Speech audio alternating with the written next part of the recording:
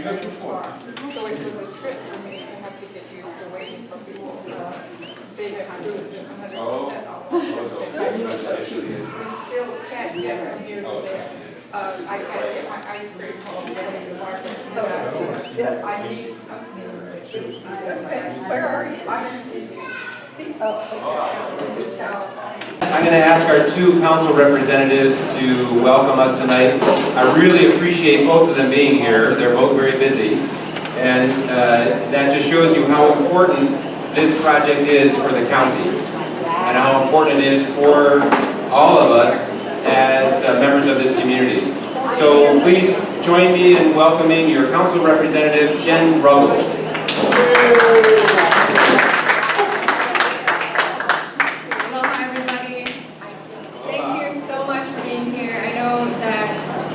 You all are here because most of you are here because you don't actually rely on the bus system. You came to advocate for those who do and who cannot be here today.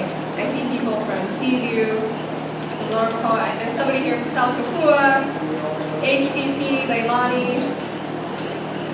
What am I missing? Nanavale. Kaomi Homestead. And Hawaiian Beaches, Bird Acres. So thank you. Is there anyone here from Hawaiian Acres? Okay. There wasn't anyone from Hawaiian Acres at last night's one either. Yeah. And so for this meeting, this is the time to really get your ideas down, your thoughts, your concerns. Ask for the moon.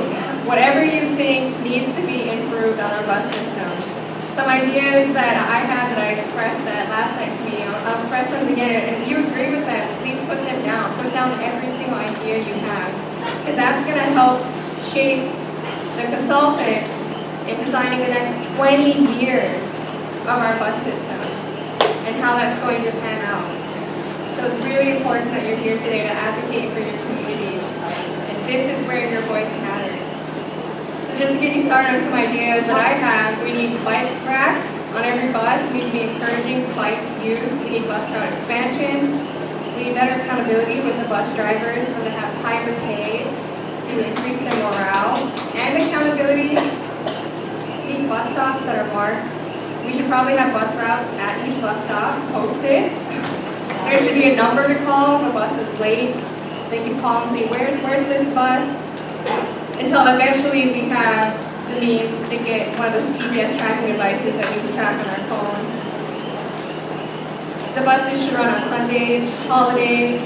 They should take more frequent routes to the airport. There should be more frequent routes in general, and having 130. There could also be a hub and spoke. For those of you who don't know what that is, it's where there's a hub, and then there's smaller buses and vans that go into the subdivisions. If you agree with these, please put them down. We need you to advocate for these and other ideas that you have. We need buses that are on time. Maybe surveillance inside of the buses to provide for public safety purposes. Anyway, that's just to get you started. Any of your other ideas, put them down. Thank you for being here. Thank you, Council Representative Ruggles. You're absolutely right. We need your ideas to make this plan really good.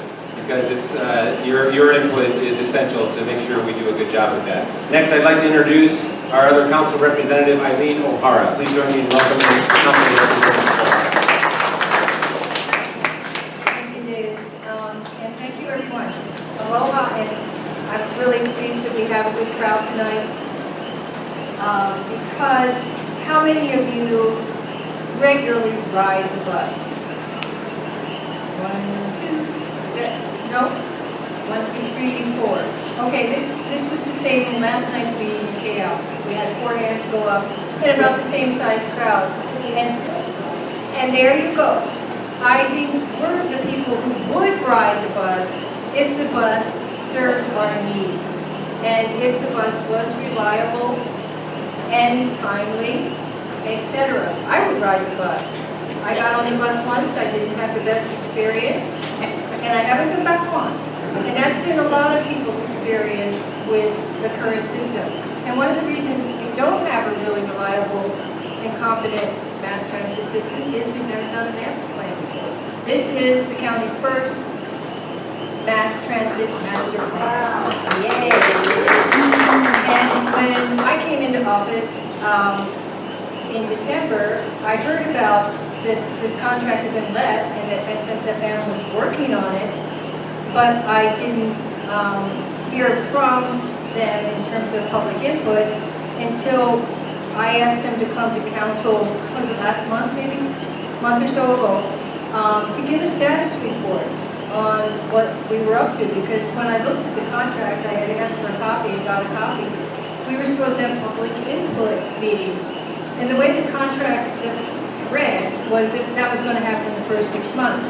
Well, they've been on this contract for a little over a year, and that hadn't happened, so I wanted to know what was going on. I found out that the scope had been modified subsequently, and that the plan had changed a little bit in that they had front-end work they were going to do first, then come out and do these public input meetings, like tonight, and gather all of your comments and suggestions, come up with a draft plan, and then they'll be back out to see you again after the first of the year, once that draft plan is ready to be reviewed by the public.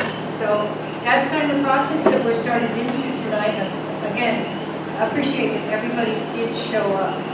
Steve, you got a question? Will the draft plan be online? Will the draft plan be online? Cheryl's saying yes. And you'll see when she goes through the PowerPoint here that there is a way to give email input.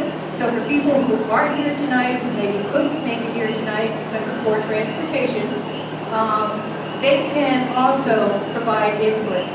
And there are maybe some surveys that are going to be subsequent as well. So that's the kind of thing. But I do not want to see this mass transit plan based solely on current ridership, because I don't think that is indicative of what we could have for a functional mass transit system. So I'm really glad you're all here tonight. Thank you again for coming. Thank you. On behalf of the county administration, I'd like to ask Kurt Sharp to come on up and just to welcome us and start this project off on the right foot. Kurt Sharp, could you introduce yourself?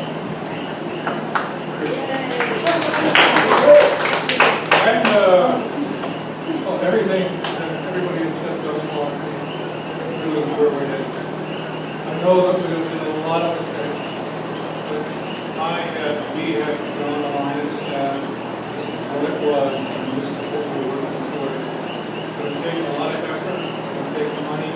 It's going to take consciousness of what needs to be done. And this is the first phase, getting the requirements. So we can come up with a proposal, which then will be reviewed by everybody, and I suspect that everybody that's here. Okay, got it. Everybody that's here tonight will probably be involved with the next review. So everything you say tonight should be part of that review. And then we go towards the financial, like Cheryl said, like David said. We come up with a comprehensive, agreed-to plan, and then we can go forward from there. But, very shortly, we're still doing a lot of things right now, little bits and pieces here and there, so to make it a little bit easier, a little bit better right now. So, thank you very much for coming. Thank you. So I'll ask Renee just in a moment. Just to give you a sense of what our plan is. What the program's going to be. I'm going to introduce Cheryl soon. We'll give a presentation on the plan, summarizing what we've learned in the back. It'll take about 30 minutes, so bear with us, because this is a lot of good information, but we want to try to convey it to you. And then we're going to go into Q&A, and we'll get your input. After that, we'll go back into the open house so you can take a look at the boards in more detail. But before we jump into that, Renee, did you have a question? Yes. If, for example, we make a suggestion and you guys decide that it can't be done for some reason or other, will you let us know why? Because otherwise we'll keep holding on to the thought that it's a good, I made a suggestion and they never follow it up. Oh, they don't listen to the public, they just go through the motions. But if we knew the reasons that maybe our suggestion isn't being implemented, then we would have a better idea that at least it was considered and what the problem was, so we wouldn't hold on to those negative feelings. That's fair. That's fair. Thank you. I appreciate that. Everything will be accounted for. They will all be accounted for. Some of those will be put on the shelf because of a lot of reasons, but they will be accounted for. So that's fair. Thank you. Okay, so without further ado, let's go ahead. I'd like to introduce the head of our planning team from SSFM International, who was hired by the county to do this master plan. And Cheryl Soon is the head of the Transportation Planning Group for SSFM. And we're grateful to have her here this evening. Can I turn the program over to you, Cheryl Soon? Thank you, David, and greetings to all of you. Many of you are old friends from previous efforts, and tonight I met several new friends. So welcome to all of you. And I don't want to eat it, but yes. Thank you. Okay, thank you. I lost my train of thought. Old friends and new. Thank you, James, one of my old friends. What I'd first like to do is introduce the team that have been working on it, because, you know, making the pie takes a lot of people.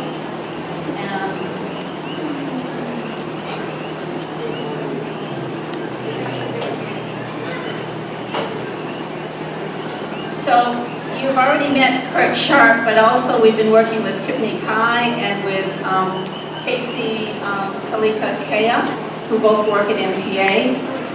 With us here tonight is Linda Freistacke, who's standing in the back in the patterned shirt.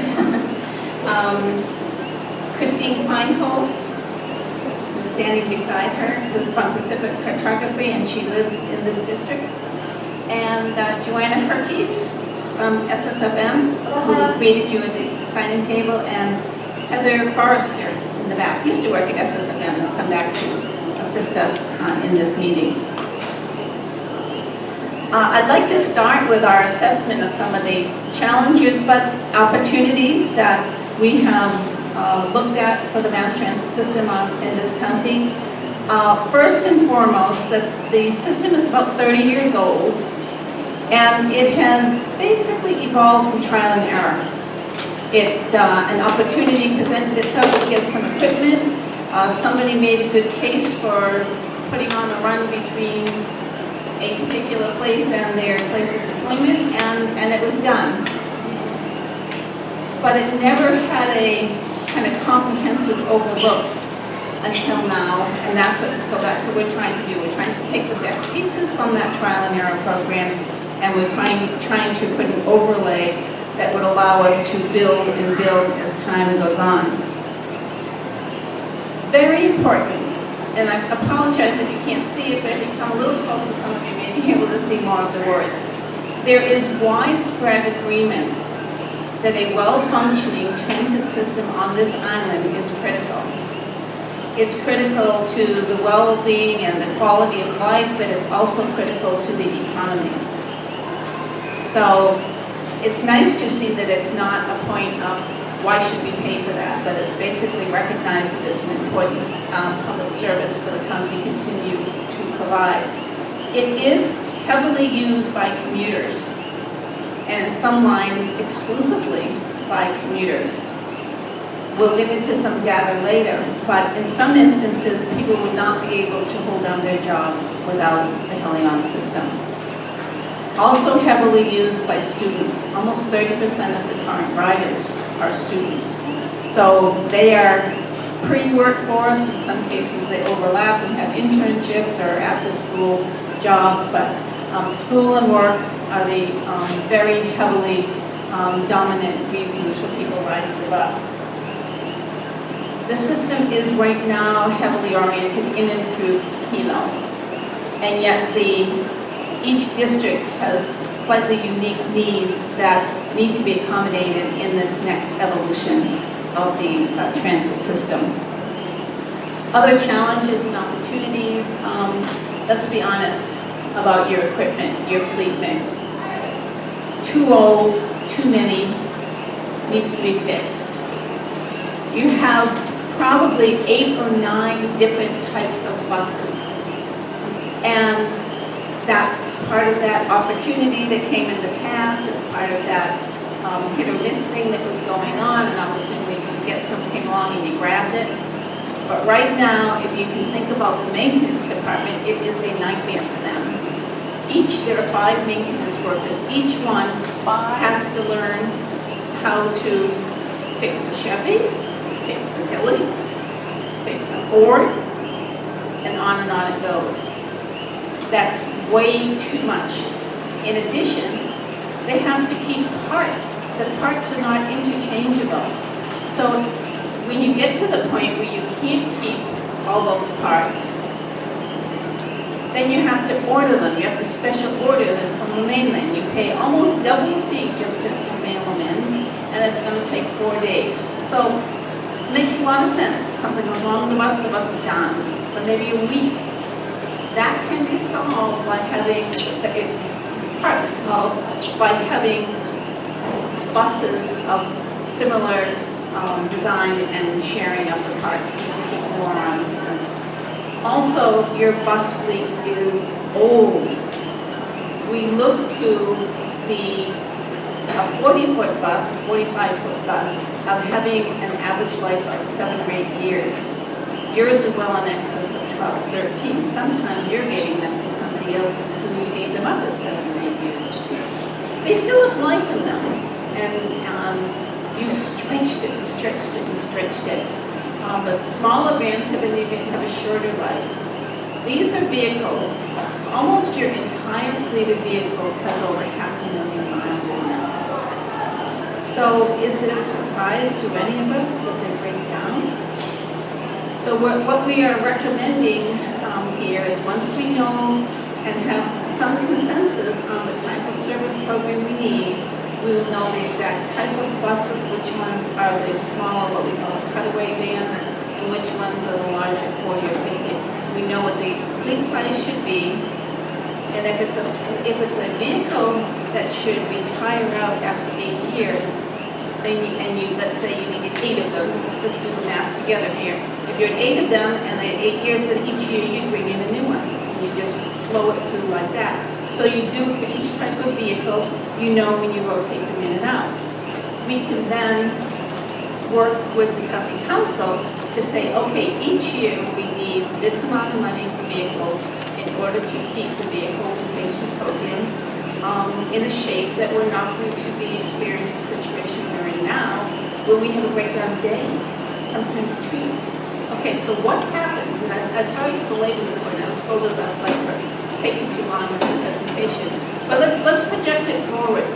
What happens when the bus breaks down and you're a commuter on that bus? You either don't get to work at all, depending upon where you broke down, or you're late for work. You do that 3 times in a month. What does your boss say? What do you say? And so what happens is you start losing ridership. You have lost a third of your ridership in the last 4 years. A portion of that's due to a fare increase. But typically, when fare increases, and yours was not exorbitant, relatively speaking, any increase feels high to people when it happens, but the size of your increase is such that the ridership that gets lost in the immediate term is usually recouped within 1 year. But you've been continuing to lose, and we believe that that is entirely due to the breakdowns. Okay, so let's project forward. Let's say we get sufficient resources that we can get the fleet working correctly. I don't know if I can do this forever, David. I can't have you keep telling me. You make me listen. Okay. If we are going to replace the buses and it starts becoming reliable, that doesn't happen in week 1, but eventually the reputation gets around and people start saying, I can depend on the bus. And you will regain that ridership and it will start becoming a more viable. So that's the objective. The other objective that we have is because of the very long distances that people are traveling, we want a sufficient amount of equipment and the size of equipment that everybody gets a seat. These rides are too long for people to stand for 2 hours. It's just not the way we want to design the system. New York City, cram them in, let them strap hold, let them hold each other up, but no, that's not the right thing here because of the distances and, you know, somewhat the bumpiness of the ride. So these are some of the objectives that we have in the vehicle program that we are proposing. The last thing I want to say on this in terms of opportunities is the maintenance yard that you have up to now is co-located with the Department of Public Works. The county has been able to get federal grants and they have built a brand new maintenance facility, a wonderful opportunity to set things up, to have them moving forward in a preventive maintenance program, and Perchart has wonderful plans for doing it right once the maintenance facility is up and they are moved in, which, you know, should be just in a few weeks actually. This is not a long-term dream. This is something that's just closing in on its completion. Okay, I have to say a word here about the roads themselves. The vehicles, cannot run on unpaved roads. That's a problem because you want to go more places, you know, than we can go right now. But this particular map is one of congestion levels. And the red, for example, on Highway 130, is an indication of severe congestion. The orange, which you see a little at the top of it, is an indication of congestion. The blues, and there are some, are good conditions. On a good condition road, the bus could meet its scheduled time. In a congestion road, I don't want to say it's hit or miss, but oftentimes they're not going to make it. So we are going to rebuild the schedules, taking congestion in mind, and a few other things. So at least you know, when we tell you what's going to happen in the schedule, that it can happen. But right now, the schedules were built as if they were in pre-vote condition, which they are not. What are some of the priority activities that are happening at MTA right now? They're trying to put a greater focus on customer service, making sure that everyone up and down the line, but in particular the drivers, is aware that when people need information, they should have answers or a promise to get them, and that there's no bypassing people. We have had complaints about people not being picked up, bus drivers going right by. Getting those buses fixed and out on the road. The county was successful, I think really the mayor had a lot to do with it, in getting 7 buses from Honolulu. They came in July, and so that's been a great relief to the breakdown problem. They've been implementing a demonstration paratransfer program in Kona and in Hilo for 1 year now. It's worked very well, and we're looking for expansion of it in other locations as well. Finishing the maintenance facility, moving into it, and then in September, the MTA staff wrote 3 grants for federal assistance, 2 of them for new equipment and 1 of them for operating systems. So, and much more. Those are just some of the highlights that I want to let you know that no one's standing still.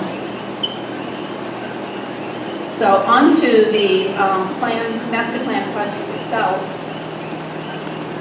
We do have a board here, but it starts with, why would you have a master plan? Basically, it should be reflecting what is your shared vision for the future. What do you want on this island? And while we're here tonight, we have 5 meetings all around the island, and everyone's not telling us exactly the same thing. Some of it reflects where they are, and right now, we're trying to be forward-looking and a goal that reflects the needs of the riders, and by that I mean in the global sense, those who should be riders, who want to be riders.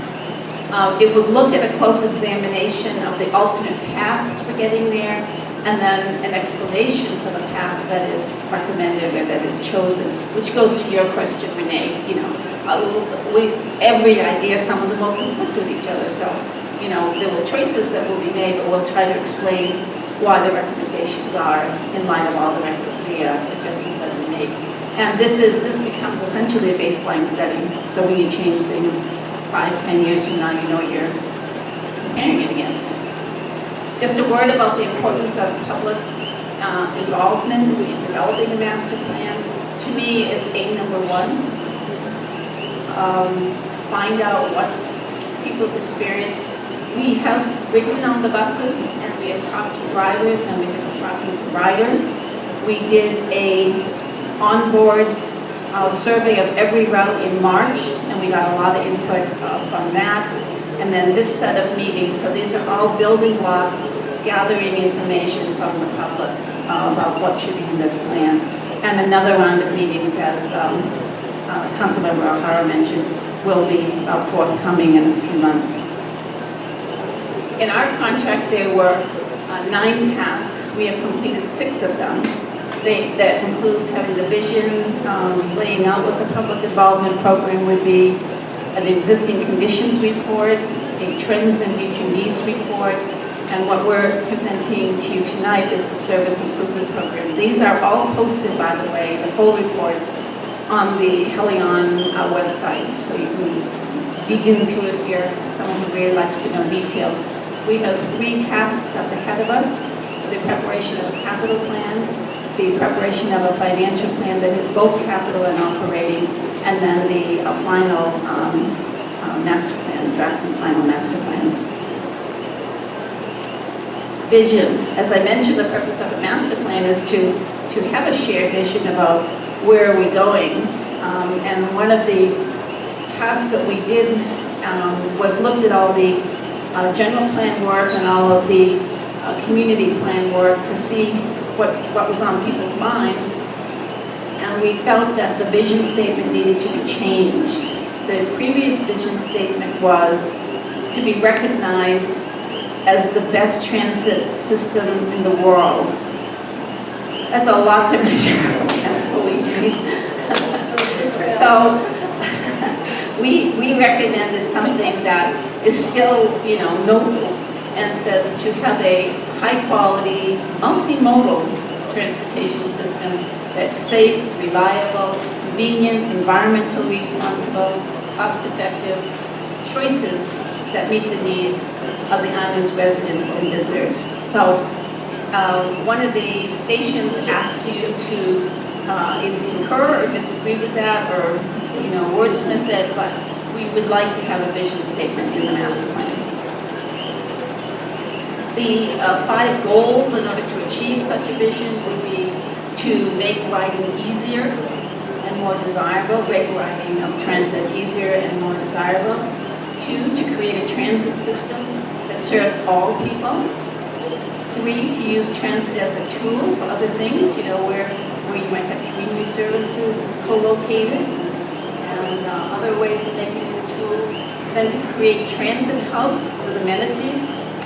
And then finally to phase in implementation, because I can tell you it's very hard to just totally scratch what you have now and expect people to adjust to a whole new system. So it'll be phased in incrementally.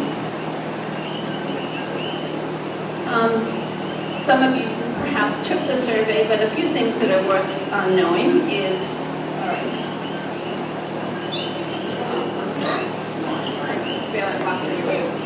29% of the people have been riding for less than 1 year. That surprised me. I thought it would be smaller. So there's that. At the same time that we've lost some riders, we've attracted a number of new riders as well. 15% would drive if the bus were not available to them.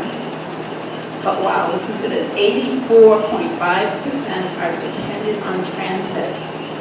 And although close to 36% of them could get a ride from someone if they had to, so on an episodic basis, on a regular basis, they have to have the bus to take the rides that they're needing.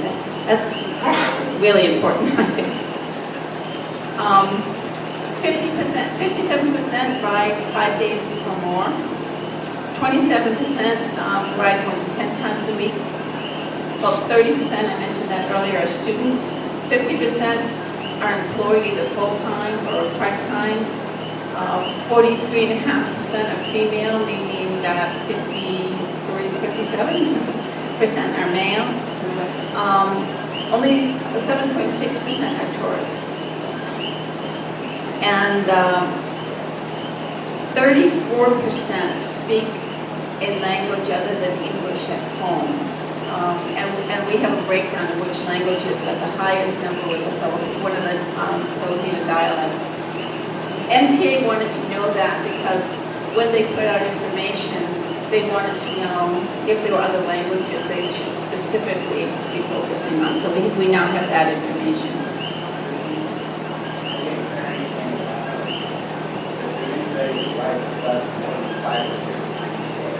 A day. I have a question. Does anyone ride it more than 5 or 6 times a day? I can look it up. I actually have the report here. I'm the ones to look it up. Do you? I'm sorry, what was the sample size? A few thousand. A few thousand? Yeah. Because if you have about 800-900 riders a day, but if you took more than one bus, we asked you to do it again so that we could track it to that particular run. So it might be directional, or it might be. So we would have had more than the riding population. Okay. What did they ask for? 63% asked for the service, said that the service quality is good or excellent. That's not a bad mark. But there were over 800 individual comments written in. So people had a lot that they wanted to tell us about, and we have had the benefit of that information. Most people asked for new buses that won't break down. No surprise there. We also have been closely coordinating with the county general plan, meeting with the planning department and others who are updating your general plan, with the agreement that land use and transportation are integrated, that one influences the other and they should be planned together. Both plans therefore are using the same set of population projections, and we were able to focus on some of their population information about the very telling statistics about how this is an aging population and a very high growing percentage of people who are disabled. So that tells us the services and the vehicles that we provide are going to have to address that growing need.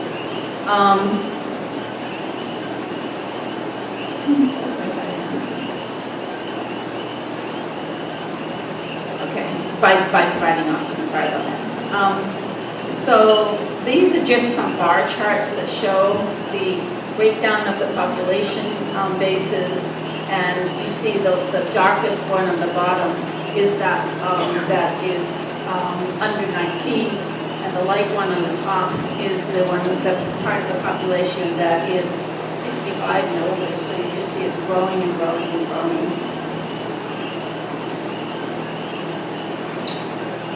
Looking at the differences as expressed in the community plan work, Puna and Pahoa are underserved areas, meaning that they have limited services and infrastructure. The road capacity in those areas limits how we can provide service, and that part we feel is unlikely to change in the foreseeable future. Housing growth varies by district, and you probably know you are the fastest growing housing area on the island, and that good news is that puts you to the top of how we serve people, because that's where the demand is. But that employment will remain concentrated in Hilo and in Kona, so it kind of tells us some of the places we have to go. Let's see. What was asked for in the community plan for Puna is that you want additional AM and PM services beyond just the commuter services, and you want us to help establish a hub in Puna, so that's in the plan. In Kapu, looking for evening services back from Hilo and Kona so they don't get stranded, and greater frequency of their service, and possibly an inter-district shuttle in Kapu. Kona was looking for new routes, more frequency, more shelters, more bus stops. South Pahoa was looking for having a corridor along the new mid-level road in order for them to orient growth around it. In the area of North Pahoa, they did not want to have growth in North Pahoa, but they wanted more bus stops and shelters and some off-road service. Pahoa was looking for some intra-coastal services and park-and-ride services and some bus shelters. And Hilo looking for more integration with the shared ride taxi program and upgrade of their two hubs at the shopping center and at Mohale. So just a word about the bus within the entire transportation system, which is evolving. Nationally, in the state of Hawaii and in this county, there is a drive towards having a multimodal system, meaning everything isn't just cars, cars, cars. Those other things are transit, bicycles, pedestrians. Those are the three predominant ones that people are working towards. In 2011, the county adopted the Complete Streets policy, which now every county in Hawaii has adopted, and several hundred communities around the nation have adopted. That means that whenever you do a project, you would look at all modes and not just an automobile road. So that's what we're doing in this project as well. And then there's the newer evolution of what technically is called transportation network companies, things like Uber and Lyft, and what is the appropriate role for them within the overall picture of the system. And we'll be looking a little at that as well. Lots of trends in technology. It almost makes your mind swim. The obvious one is to have an app. Most systems, transit systems, have an app. And go back one, was that the rental bikes, that picture? The bike share, yes. Oh, You have that somewhere? yes, Kona. That's a picture in Kona. Yes. Yes, you have 3 stations in Kona.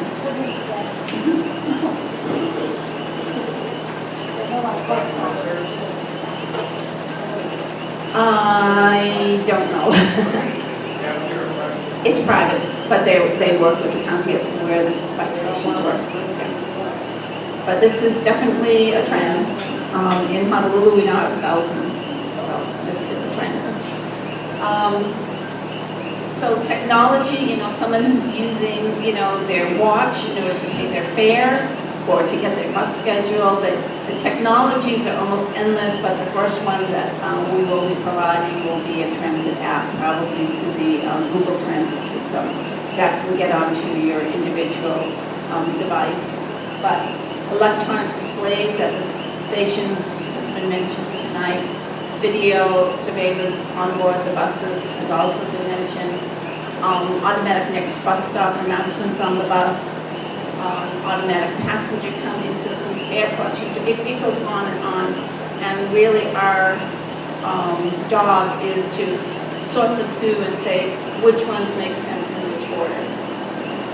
Because they are expensive. The technology ones can be expensive. Yeah. Why have you decided not to do this Z-card? Those Z-cards are used everywhere. Why have you guys decided that you don't want to adopt them? I don't think there's been any decision not. The question was, why did we decide not to adopt the Z card? And we have not made such a decision. It hasn't been done yet, but no one has made a decision not to do it. So that's still in the mix. What's a Z-card? The Z-cards are they're like pop-outs, and they keep the entire system in a map, and and where to find the stops and everything. Oh. Yeah, it's a route map. I'm going to ask if we can hold questions. I'm almost done, I promise. And then David will take over the Q&A session, okay?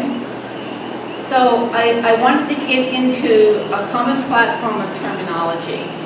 Right now you have 3 types of routes. You have connector routes, which go the longer distance between communities, Hilo to Waimea or Waimea to Kona.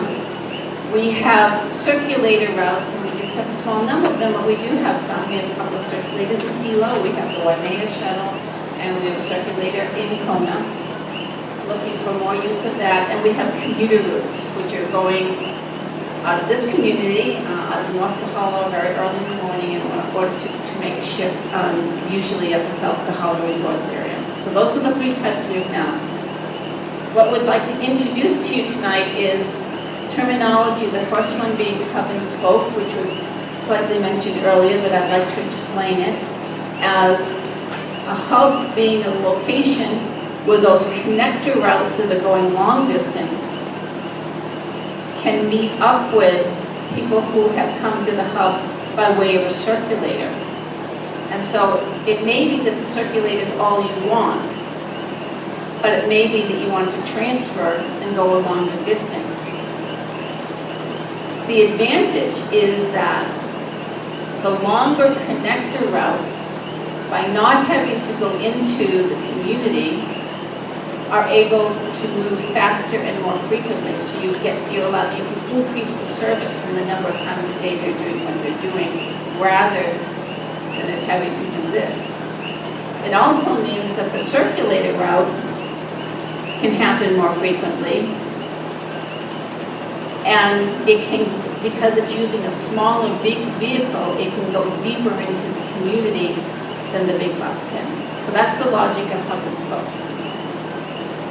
The second terminology that we want to introduce to you is called flex service. So if you have a connector route, perhaps going from Pahoa up to Ke'eau, if you live within 3/4 of a mile of that route, the bus will go off its route in order to pick you up. But only, there are conditions to it. You have to be on a paved road, and you have to call 24 hours in advance, because we don't want to unnecessarily take them in there. Why would we recommend this? This is a fabulous way of us building up ridership. And if we start seeing large number of flexes, we begin to know that we have the makings of a circulator route. On the flip side of it, if I were to guess that something is a good circulator route and be wrong, I kind of wasted that resource. So we try to build up and test and make it work. One of the questions we ask you, in your opinion, when we do flex service, and we've recommended it in 3 or 4 areas, including in this area, do you think 6 months is a good test period? 1 year, 2 years? So we're asking you for your best judgment as to when we say, okay, it didn't work, so we'll offer it to somebody else. So flex service is something we're recommending, and I'll get into it for where in this community in just a minute. And then the third type of service is called zone service. So if you're in a zone, we're pretty sure there's not enough ridership for a circulator, but we're still going to try it out. We're just going to do it 2 days a week. Not as good as 5 or 6 days, but still, if you knew you were getting that kind of service on Monday and Thursday, you would at least be able to schedule an appointment for that day because of that type of service. And it allows us, again, to say, okay, we're getting a lot of demand for this. Let's make it into flex, or let's take it all the way into circulator. Okay? So that's the terminology that I'm going to be using in the next couple of minutes. Ke'eau and Pahoa, we are recommending be converted into a hub and spoke system. There would be the 2 commuter routes, the Ka'u Volcano Hilo route and the Hilo Pahoa Pohoiki route. You will notice that I put route numbers beside them. One of the things that we had to do early on is assign route numbers to your buses. That becomes necessary to put together an app, and it becomes necessary for us in building your route system over time. At the back of your agenda, you will see our recommendations for the route system, which we hope is adopted at the end of our study. If it has 1 digit, so if it's a 1 or a 2, it's a Circle Island route. And it's just the difference between which direction it's going. If it's a route that has two numbers, 10, 40, 70, then it's one of those longer distance commute routes. If it is a route that has 3 digits, 101, 102, 103, then it's a circulator. So you can see from the numbering system, in the first column, if we took today's routes and assigned numbers to them, and then in the second column, the new routes that we're recommending, what number they would be given. The hub and spoke pattern for Puna would include expanded service, and by that I mean hours, number of times that it runs, and days of week. We are zeroing in on what we hope could be a hub location in Pahoa, although for the moment we're calling it a TBT because we're still looking at a couple of options, but a hub location in Pahoa. The addition of 3 circulators, both flex service and zone service to help test and build ridership for more circulators, and then a park and ride in KAL, which Kurt is already negotiating with the landowner there. Circulator 401 serves Pahoa and Pahoiki, and let's see. The details of the circulators are on the boards in the back, and Linda can explain them after my presentation.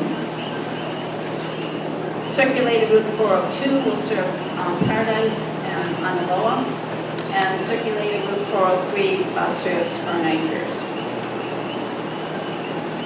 The flex service of those areas that you see shaded in orange, so that is a bus route, and if you're within that area, within 3/4 of a mile on a paved road with a 24-hour advance reservation, the bus will deviate in order to get you.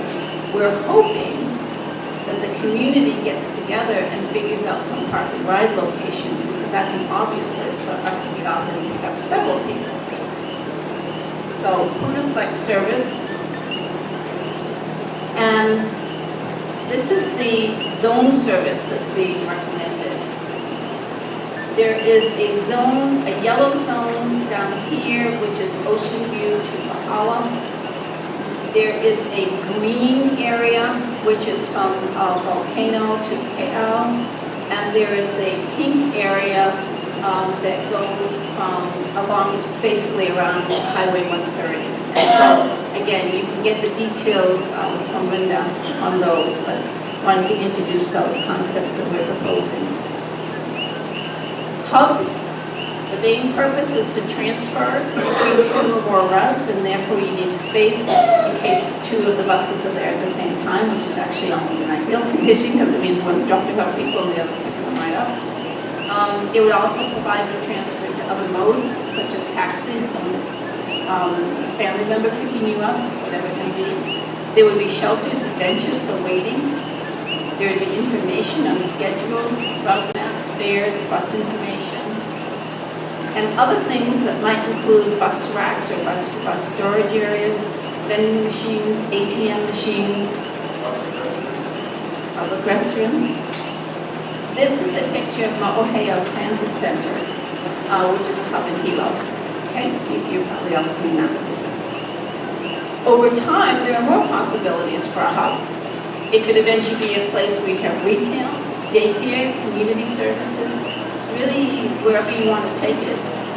This happens to be a picture of a retail kiosk that kind of is pleasant to be around, and it also provides some security by having attendants there. But they should be in central community gathering locations such as the villages that you've been identifying in your community plans. The possibilities for hub and spoke are endless. This is a diagram that shows how we could integrate maintenance service with the hubs, integrate where bus drivers come and pick up their buses, could be overnight storage. So once we've started building up the hub system, there's lots of places that this can take it, and Kurt has a diagram in the back that shows you a number of ideas that he's been introducing. But they become communication points, essentially. So I'd like to finish by sharing with you what's going to happen next in this study. The service improvement feedback that we're getting in this series of meetings will lead to adjustments in our recommendations. We will have short-term recommendations to address immediate issues, intermediate recommendations for moving into the new route system, and then longer-term recommendations. We will prepare a capital plan for implementing that and a vehicle replacement plan. And we will have a kind of overall financial plan that integrates capital with operating. These obviously are key decision points for council to say. And then the final step is to actually make it into a formalized document called the Transit Master Plan. There'll be a draft and a final on that. Our timeline for completion, the service plan draft is out now. It's on the website and it's the subject of this set of meetings. The meeting will be held throughout October. We will be preparing the capital and financial plans during November. The final master plan should come out in the first quarter of 2018, during which time we will have a second round of meetings to get your last thoughts or, your reflection as to whether or not we've got it right.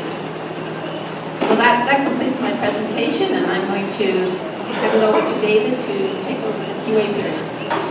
Thank you, Cheryl. Thank you very much. So I'd like to go into questions that you might have. While you're asking the questions, I've asked a couple of members of the team to write down the questions so we capture them properly. And so we can do that now, and I just want to also remind you that we want to get your written feedback on all the forms from the stations in the back. Just a couple people came in late, so I want to make sure you do that. So I've got a few people that are raising their hand for questions, so I'll just go and try to get to each person. Renee. There are a lot of decommissioned buses in Hilo at the dump. And I'm wondering two things. Number one is whether they have already been cannibalized for spare parts. Or are we just looking just to go on Craigslist or whatever and order parts?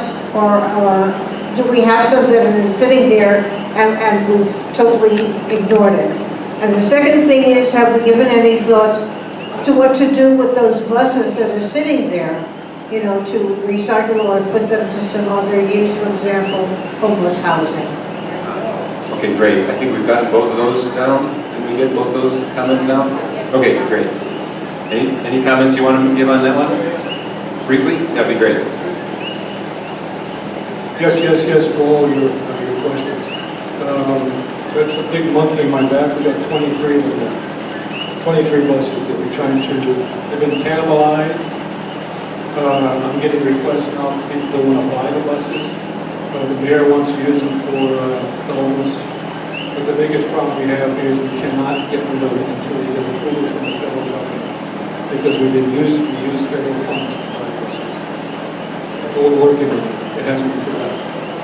I'll come back to you, James. I promised someone over here first. Go ahead. Aloha. I have two questions. First one, what are the ticket costs? Are you going to raise the prices or are you going to keep them the same?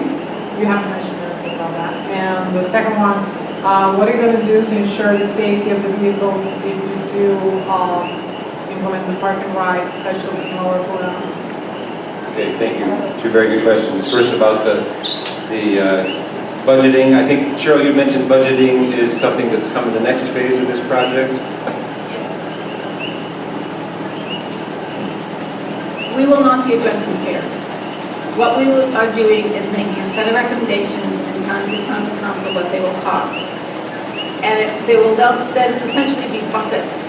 It basically says if you're willing and can come up with $500,000, this is what you can do. $1 million, this is what you can do.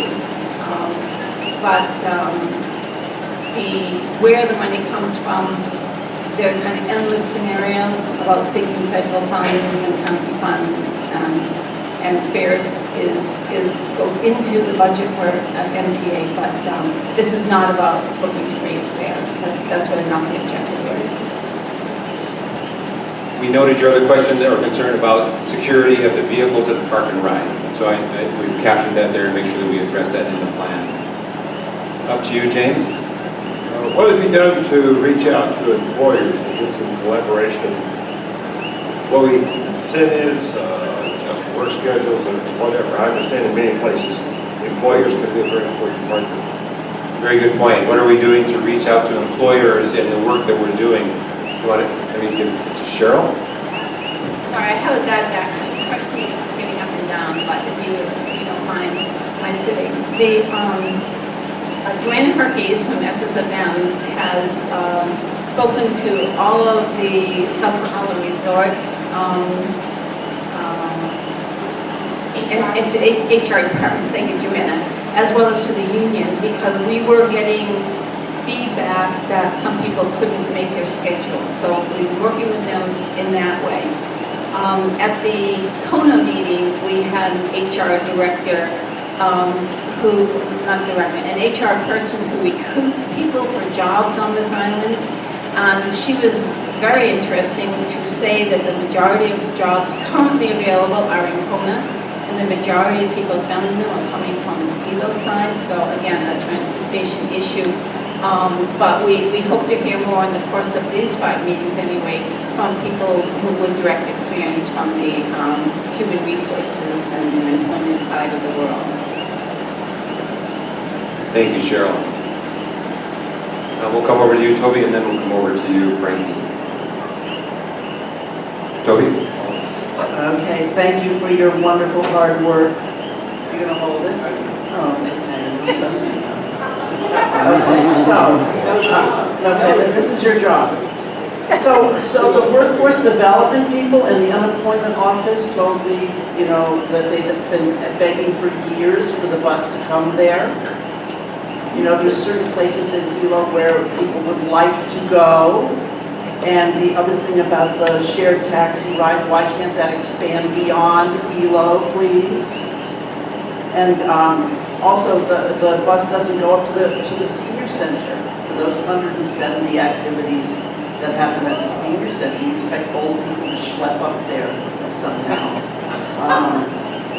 Anyhow, I wouldn't take the bus. It's too nerve-wracking. What else did I want to say? Hey, Kona has a bike thing. Why can't Hilo have a bike rental thing? Find somebody or ask the same company to put it there. Spend $1 million making the coastal bike path, but there's no bikes. I can't lift the bike up on the bus. I can't do it anymore. And what are you doing for seniors? Oh, the other thing is, if you expect people to make this reservation 24 hours ahead, let them text or email. Please don't make them call that office 97 times waiting for someone to pick up the phone. No. Excellent, good point. Very good points. Texting and email rather than waiting for someone to answer the phone. No, I don't want to. Understood. Understood. I don't want to talk. Let me get over to Cheryl. Perhaps I should know the answer to this myself, but MTA does not answer those phone calls for the reservation. That's a contracted out service. And you're telling me that the contracted out service is not answering it? Well, it's worse when they do. Tell me, what is it that they do wrong? They'll tell you that they don't know anything. Why are you You have bothering? to repeat yourself 50 times. Spell your name 25 Okay, well times. that is a contract service that should be up for review. Yeah. This is very important feedback that we're getting because as a contract, they're supposed to be meeting their requirements, and if they don't, it's good for us to know that. Okay, I'm coming over here to you, Frankie, making my way here. Okay. There is always a great deal of mention of buses we get from Honolulu, but those buses are always old. It is a routine thing that Honolulu gets rid of their buses after 12 years. And so our deadline for keeping buses supposedly was 14 years, but who knows if that's adhered to at all. So we're already getting buses all the time that are already old. And why are we just so dependent on the Honolulu bus system thing? We have gotten all of these grants over the years and stuff. So I suggest we quit taking old buses from other things. The other thing I had is... I can come back to you. I think, you want to comment on... Let me come back to you for your second point. Kurt, do you want to comment on that point about the Honolulu buses? Okay, several points there. The strategy in getting those 7 buses primarily was, we had so many buses limping along the roads. This gave us an opportunity to bring those buses in and work on them and send the ones we got back on the road, up on the road. It helped us a tremendous amount, yeah? And I forgot the other part of the question.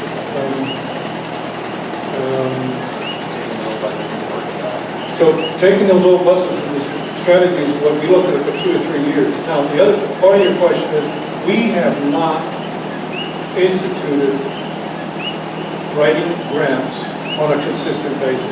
It's always been, we need buses, so let's go ahead and write a grant. But like Cheryl said initially in her presentation, we need to get to a point where we know what the lifespan of a certain bus is. We need to be putting in those grants and getting it going. That's the big thing. Yeah. Thank you, Kurt. Good reminder. Do you remember your second point, or I'll come back to you? Okay. The other thing is, we have a whole day that is not even used for buses. It's like you don't exist on the weekend. There are many, plus they don't go to the airport, to the harbor, to the senior centers. There are just so many ridiculous limits on where the bus goes. So we would like to see that change. Thank you, Frank. Okay? All right. So let me come to you first, and then I'll come back to you. Okay, the two of you. So let me come back first over here to you. My name is William. I'd like to make further comment on you guys have brought up the solution to the vehicle problem and having maintenance yards for used vehicles. Why even have bigger maintenance yards for used vehicles that are different types? Why not just go and start buying new buses instead of subcontracting out to tour companies? And of course, that's got to be expensive. And then they don't provide the services that you need on a mass transit system.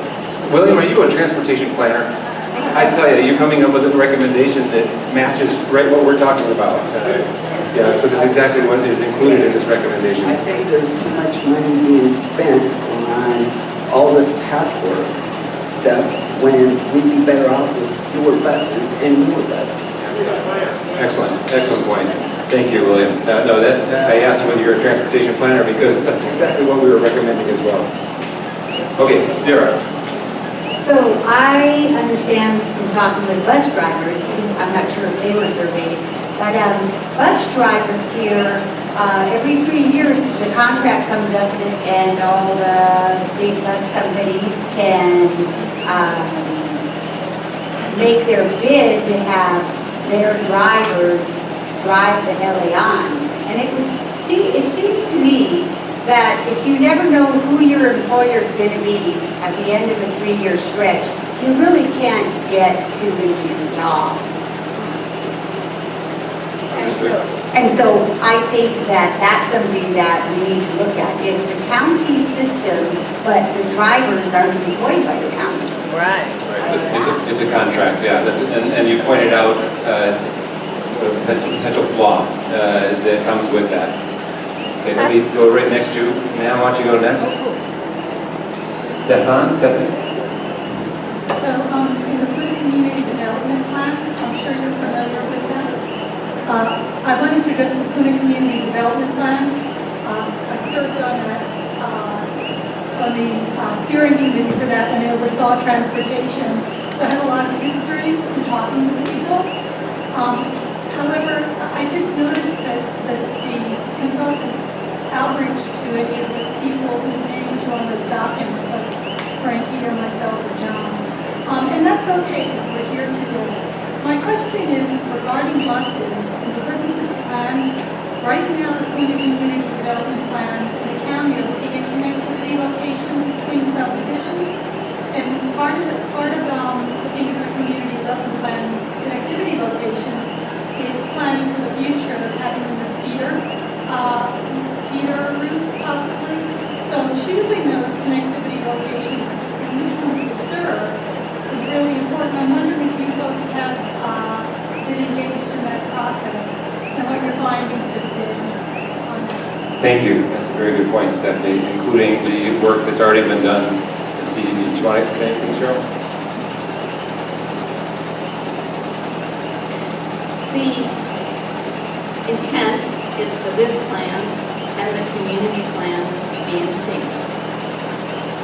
They came up with the community plan came up with the statement, we want a hub and we want connectivity. Solid, we totally agree with that.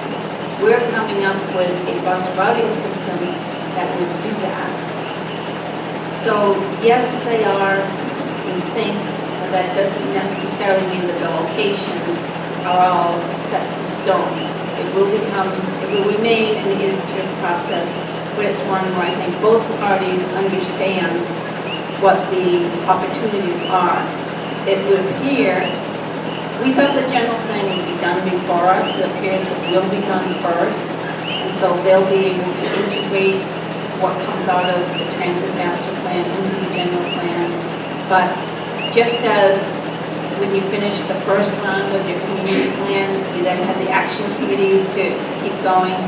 This is going to be an activity that's a keep going kind of activity.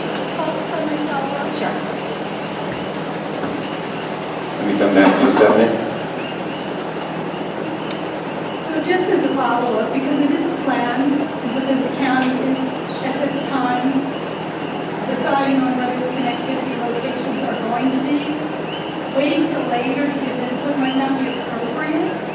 So might it be appropriate for you folks to contact the county? I'm sure Eileen or Jen or somebody would be able to do Yeah. I'm coming back to you, Cheryl.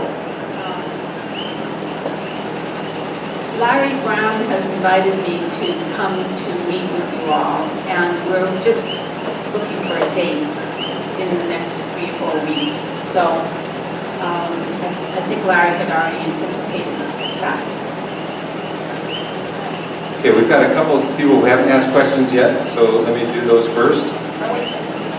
Oh, Eileen, did you want to speak to that question? Yes, Please, why don't you come over here? I can reach this far. Stephanie, that was a really good question. And as you are aware, there's also an internal working group right now on the circulation plan, and we are dovetailing it with mass transit groups. One that came up, to my knowledge, is these folks here came to me a couple days ago, right before we had our meeting, about extending the route in non-volley and what needed to be done in terms of that connectivity point.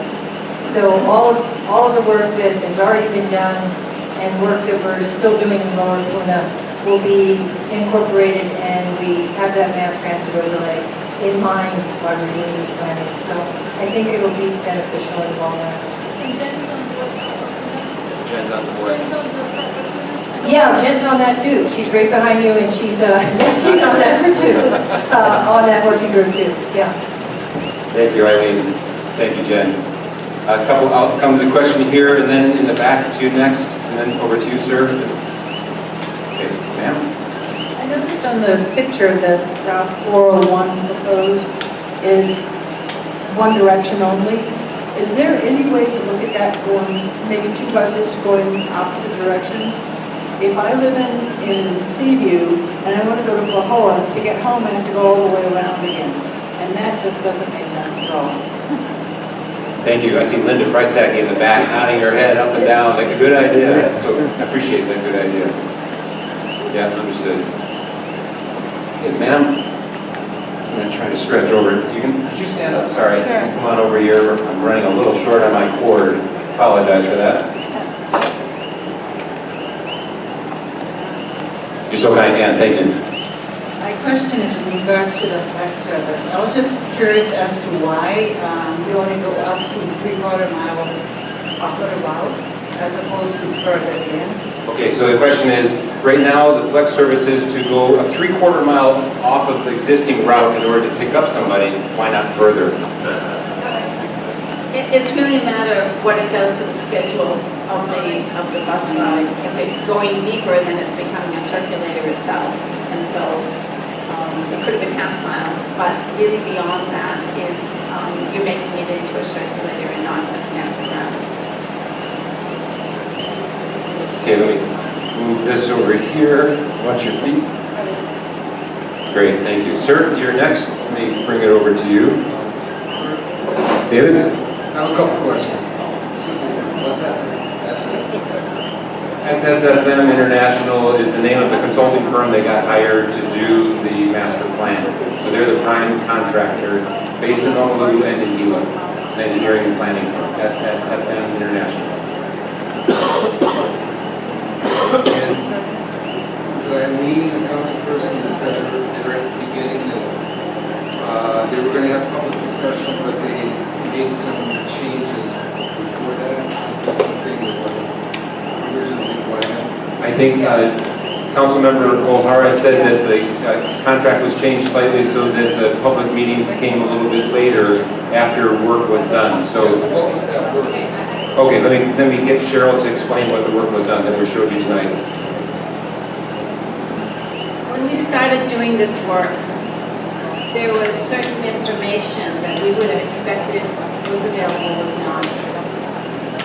Schedules were not available to us. We had to build the schedules. There was no ridership information available to us, so we had to start doing ridership information. So when we proposed on this work, Linda and I had just finished doing the same type of a study on Maui a couple years earlier. And we assumed that certain information was available and it was not. So we had to adjust this. There'd be no point in coming and telling you all the things we didn't have. We just took a couple of months and started gathering the information that we needed in order to do the study. You mean like the surveys? The survey that we did in March was one of them. Are those results? Yes, they're available in two places. The presentation had some highlights, but the survey itself is posted on the Heliana website and all the responses. As are the 5 reports that we have completed so far. We had to go in and do an inventory of equipment that wasn't available to us. So all of the background information is available in 5 studies that are located on the Heliana website. Did the survey ask anything about what people thought about the schedule? Yes.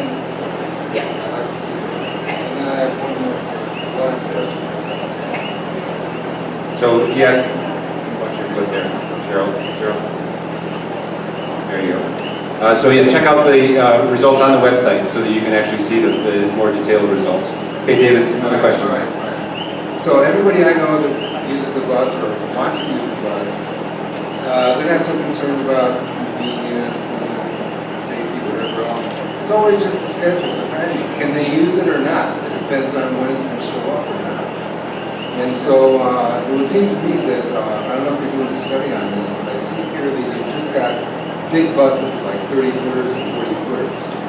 Now if you had a lot of small vehicles instead of a few big vehicles, you wind up carrying the same payload, the same number of passengers, but much more often. And I wonder if you're planning on doing any kind of study to do trade-offs, looking at the costs involved and how effectively you can serve people all the time using smaller vehicles. And then, since you're talking about 50 years into the future, you should be looking at solar vehicles. Okay, great suggestions about smaller vehicles. What will they do in the mix? And alternative fuel vehicles. Cheryl? Yes, the financial plan will be looking at the trade-off between the large vehicles and the small vehicles. Just to remember, one driver is one driver, and the cost of the driver is the same regardless of what size he's operating. And so that figures into the financial plan because your cost of labor is your highest cost. Okay, we have a question from someone who hasn't asked one yet. Let me go to there first. And I want to know, 30%, I'm coming. 30% of your ridership is going to be students. They're not going to be here. So how do you get their input, or do you reach out to get input, or do you go to schools to discuss what kind of meeting their needs? So 30% of the passengers are students. The question is, how are we getting their input in our work that we're doing? Cheryl? So the surveys that we did on the bus, I know I was one of the surveyors, we actually gave them to the students and asked them to give us direct feedback. And I did it on a couple of different routes, and I made sure to get to each of the students. And they were good about filling them out. Can you go to schools? The question is, can we go to schools? That's a good question. It's a good suggestion. I haven't done that as part of the survey work, but thank you for that suggestion. I appreciate that. Okay, I had somebody over. Sarah had a question, and John had a question. Wait, let me go to John since he hasn't asked one yet.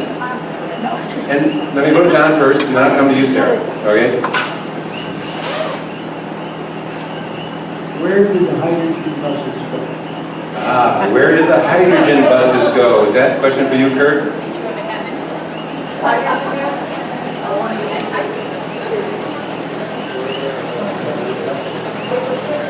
They're on the shelf, but they're in the planning. Matter of fact, I just communicated with somebody last week in terms of the equipment that we need for the maintenance on it. And I believe there's one or two at the Volcano right now. One, but they're planning on using going down and coming back up. So we're on it. Okay, I've got two more questions here, and then I think we're going to wrap up. Sarah, go ahead.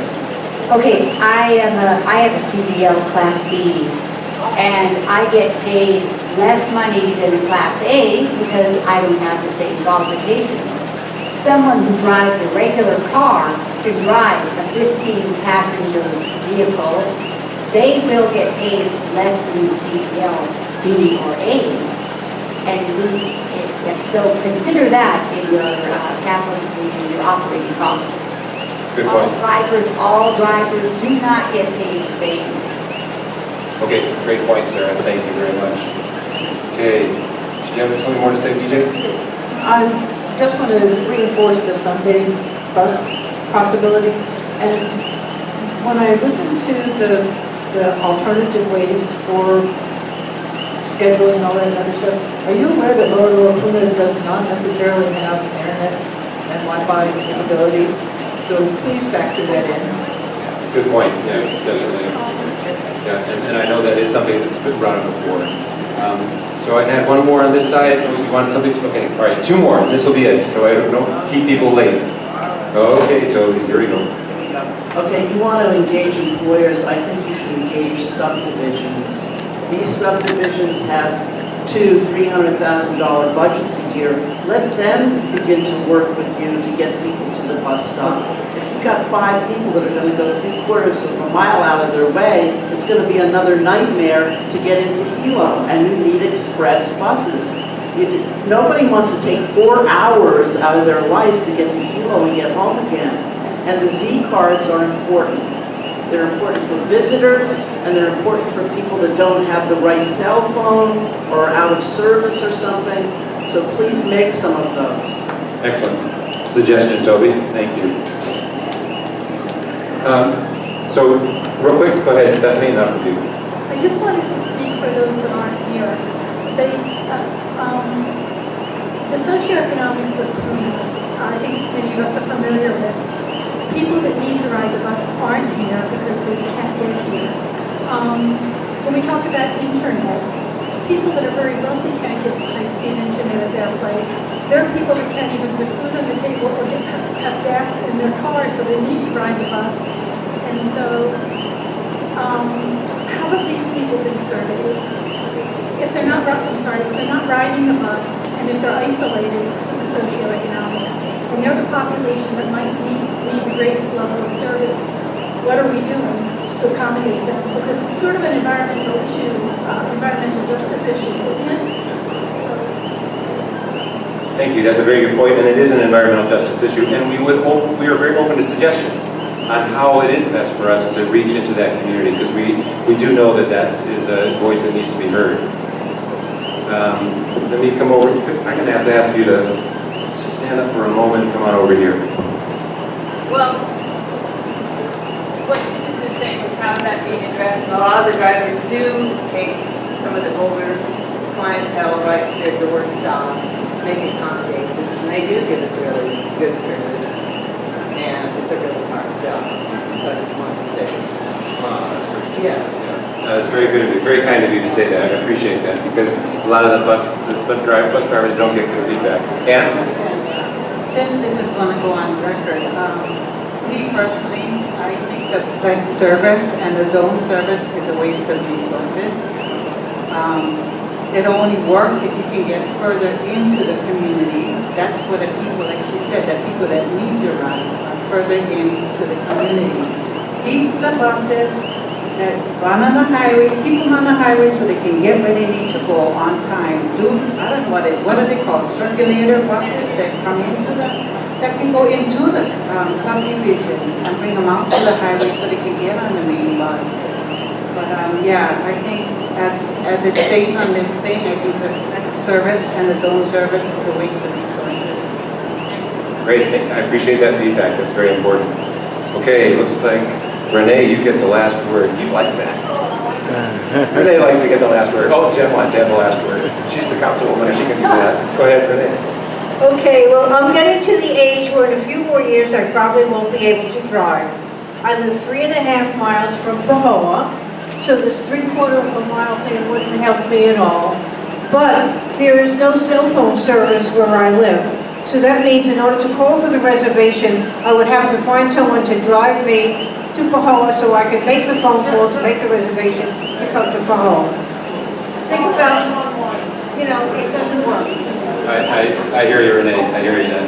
Okay, last comment, Jen. Do you want to come and give us some final words? Thank you. I just wanted to respond, since you're open to recommendations to how to get the word out to people who cannot be here, is to go to their door with a flyer asking them for their input. Going door to door is very effective. And the second thing is, I agree with the 3/4 miles is not enough, and an idea that somebody had at last night's meeting was to partner with private companies to go onto the private dirt roads and bring people to the hubs and the bus stops. Thank you, very good suggestions. I want to remind you, if I may, Frankie, before you go, it would be great to get your feedback forms on the stations in the back, but there's also a pink form that I really appreciate if you fill it out. This is a form that documents how well we have reached out into our diverse community to get our message out. So if you would fill out this pink form and just leave it on the desk as you go out the door, it's voluntary, but we would really appreciate it if you would provide us that. We also have a white feedback form that just give whatever comments that you haven't given us, write it out in here, give it to us, and if you don't want to send it to us now, you can mail it to us. On the agenda, you've got our email address, so please go ahead and whatever way is easiest for you to get us your comments, please give us your comments, because that's very important. Frankie, did you have one last thing you wanted to say? I want to speak for the people that are living on the edge in our subdivisions that are way, way down. And a lot of times they have court issues. And they oftentimes don't have transportation to get to court. And they can't rely on the bus to be on time. It is so bad. If nothing else, if we can't get the buses to be on time, it blew my mind to find out that bus drivers here were more anxious to get to a place early than they were to be at the stops when they were scheduled to be there. Okay, but we have like 40% of our population down here in Lower Puna who are in lower economic circumstances. And between medical care and court issues, they really need transportation that is reliable and on time. Thank you. But I have to say, I am happier to hear what you all have proposed here tonight. I've been listening to the state and the county on transportation issues here for 40 years. And this is the first time that I hear anything that truly makes sense and isn't just here to bolster someone's ego. Thank you. Thank you, Frankie. I really appreciate that honest feedback. It's very helpful. Oh, Jen, you're using your full prerogative as council member. I just want to mention that I got the breakdown. As far as the publicity on this event, I'm actually disappointed how many people are here, because we really need to bring to the forefront the voices of the disadvantaged that cannot be here today as the most economically disadvantaged district in the entire state. I got numbers that each one of these meetings were $4,000. The county is paying $4,000 for each one of these meetings, and part of that really should be budgeted for radio ads, newspaper ads, and going door to door and doing the best that we can do to reach those people to get their voice and their input for the next 20 years of our mass transit plan. That's really important. Thank you. Good thing to include in the next contract. Yeah, I see more people wanting to talk. Let me first give it to the council member. I appreciate everybody that did come tonight. It is a smaller turnout than I would have liked. There were newspaper ads, posters, Facebook, mass emails, at least from my office. I know Jen did too. So it is really a point of a lot of people aren't comfortable coming out at night, don't have transportation to come to these meetings, all of the above. But there are ways that we can get deeper into the community besides just going door to door. That's through our schools. And I just talked to Joanna over here about the need to maybe schedule presentations at local family fun days at the schools. That would be a good start, something like that. Or library reading night. And also to go to all of our senior centers and survey transportation needs at our senior centers. So that's another way to get to some of the disadvantaged population that Jen was referring to and get some valuable information. So thank you. Thank you very much. All right, you got one more thing? You really got to. Okay. All right, Ed. Well, one of the reasons a number of the lower Punans can't get here is because there's only 3 routes, the total 11 that go there. And if they sat here right now, they'd miss their ride home. You're exactly right, and that's the terrible irony of it. Sarah? Which brings to mind, why aren't we offering a shuttle service to get people to these meetings? We have buses. Good point. Good suggestion. Good suggestion. Okay. Thank you very much for the Q&A session. We're still going to be around to do the posters, so please take your time. Go check out the posters. Give us your feedback. And please fill out the forms, especially this pink form, before you leave. Let us know that you were able to attend. But we have green and yellow and blue feedback forms in the back. Please give us your feedback form. It means a lot to us. It really helps. I appreciate you all coming tonight. It is a busy time, and this means a lot to us that you're here. So thank you very much. Please stay as long as you'd like. We'll be here to answer your questions. Mahalo. Drive home carefully. Aloha.